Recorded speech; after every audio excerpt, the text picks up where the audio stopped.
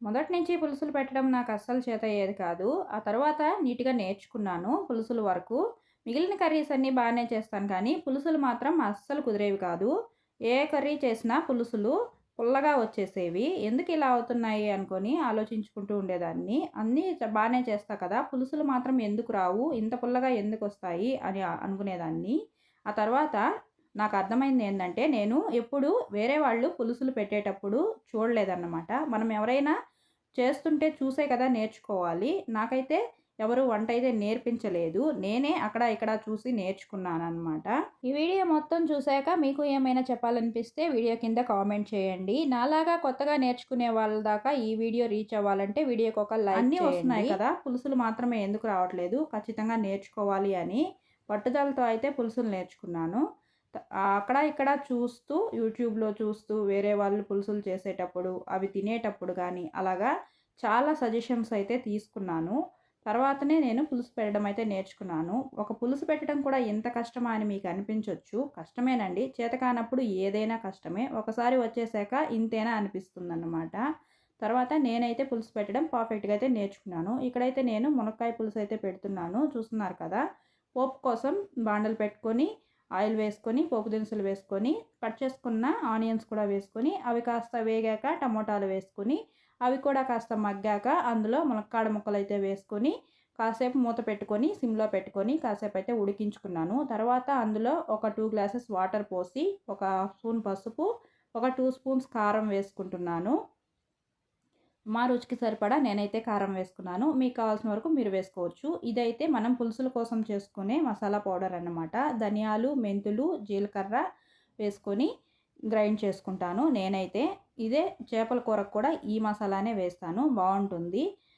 తర్వాత ఇందులో వేసుకునే పనైతే పోపులో కాస్త తెల్లగడ్డ 2 పాయలు కూడా కొంచెంగా దంచి వేసుకోవచ్చు. ఇవన్నీ వేసేసాక కాసేపు మూత పెట్టుకొని, కాసేపు ఉడికిస్తే ములక్కాడలైతే కొంచెం ఉడుకుతాయన్నమాట. ముందే పులుసు, ఉప్పు అవన్నీ వేయకుండా కాసేపు ఇలా ఉడికిస్తేనే మునక్కాయలైతే మెత్తగా ఉడుకుతాయి. ముందే పులుసు పెడితే మునక్కాయలు పుల్లగా అయిపోయి ఇంకా ఉడకకుండా గట్టిగా కూడా ఉంటాయి. తర్వాత ఇప్పుడైతే ఇందులో చింతపండు గుజ్జునైతే వేస్తున్నాను. ములక్కాడలు 1/2% అయితే ఉడికిపోయినాయి చూస్తున్నారు కదా! ఇప్పుడు కొంచెమే చింతపండు తీసుకొని ఇలా కొంచెము గుజ్జులాగా తీసుకొని పులుసులో అయితే వేస్తున్నాను. చూడండి. కావాలంటే మళ్ళీ అయినా పులుసు వేసుకోవచ్చు కానీ, ములక్కాడలకు కానీ, గోరుచిక్కుడుకాయలకు కానీ ఇలా కొంచెమే పులుసు పడుతుంది. వంకాయ అయితే కాస్త పులుపు తీసుకుంటుంది కానీ, వీటిల్లో కాస్తే పులుపు పడుతుంది. అందుకే కొంచెమే వేశాను. తర్వాత ఉప్పు కూడా కర్రీకి సరిపడా ఈ టైంలోనే వేశానన్నమాట. ఇవన్నీ వేసిన తర్వాత ఒకసారి మిక్స్ చేసి కన్సిస్టెన్సీ చూసుకోవచ్చు. మీకు ఏదైనా వాటర్ తగ్గితే ఈ టైంలో పోసుకోవచ్చు. కాస్త బాయిలింగ్ పాయింట్ వచ్చాక టేస్ట్ చేసి ఉప్పు, పులుపు, కారం అన్నీ సరిపోయాయో లేవో కూడా ఈ టైంలోనే చెక్ చేసుకోవచ్చు. చూడండి ఇలా బాయిల్ అవుతున్న టైంలో కాస్త ఒక్క చిటికెడు బెల్లం అయితే వేస్తున్నాను. ఇది ఆప్షనల్. కొంచెం బెల్లం వేస్తే మనము పులుసులు పెట్టుకునేటప్పుడు ఆ పులుపు అనేదాన్ని కట్ చేస్తుందన్నమాట. మంచిగా కొంచెం స్వీట్‌నెస్ తెలుస్తూ పులుసులైతే బావుంటాయి. ఒక్కసారి వేసి చూడండి. ఆ తర్వాత మీకే నచ్చుతుందన్నమాట. ఎక్కువ కాదు కొంచెం చిటికెడంత మాత్రమే.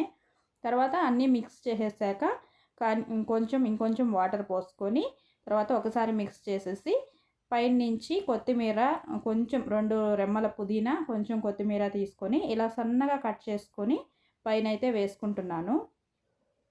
చూడండి ఇలా మొత్తము 1 బై 1 వేసేసుకొని ఇంతలో మునక్కాయలు 75% వరకు ఉడికిపోయి ఉంటాయి. ములక్కాడలు ఉడికిన తర్వాతే పులుసు, ఉప్పు ఇవి వేస్తే ములక్కాడలు ఎక్కువ పీల్చుకోకుండా ఆల్రెడీ వాటర్ పీల్చేసుకొని ఉంటాయి కాబట్టి పులుపు, ఉప్పు పీల్చుకోకుండా తీయగా అయితే ఉంటాయి.